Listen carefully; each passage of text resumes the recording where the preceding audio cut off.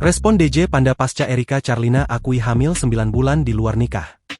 Nama Giovanni Surya Saputra alias DJ Panda mendadak jadi sorotan publik usai Erika Charlina membuat pengakuan mengejutkan soal kehamilannya.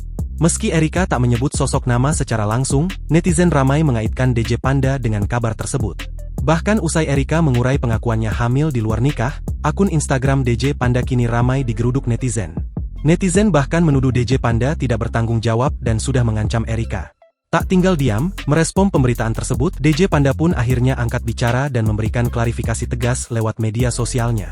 Sadar dirinya dituduh oleh netizen sebagai ayah dari anaknya Erika, DJ Panda terpantau berkomentar. DJ Panda mengaku heran kenapa dirinya yang dituduh oleh netizen. "Kenapa jadi ngarahnya ke gue?" tulis DJ Panda di story Instagramnya @djpandaofficial. Sebelumnya, pemain film sekaligus penyanyi yakni Erika Charlina membuat pengakuan mengejutkan soal hamil 9 bulan anak di luar nikah.